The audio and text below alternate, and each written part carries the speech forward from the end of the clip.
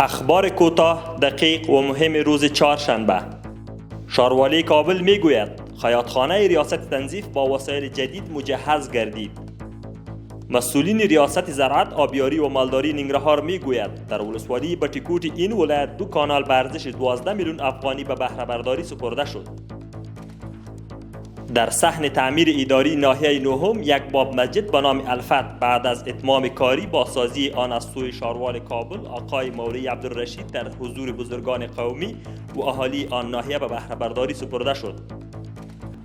مسئولین ریاست فواید عامه بغلان میگوید در ساحه کوکچینار و منگلوی ولسوالی بغلان مرکزی این ولایت کار جغل اندازی 20 کیلومتر سرک آغاز گردید. از پوهنځی تعلیم و تربیه پوهنتون لغمان 149 تن محصلین فارغ گردیدند. وزارت عدلیه میگوید در ولایت کندوز 15776 جریب زمین اماراتی تثبیت شده است.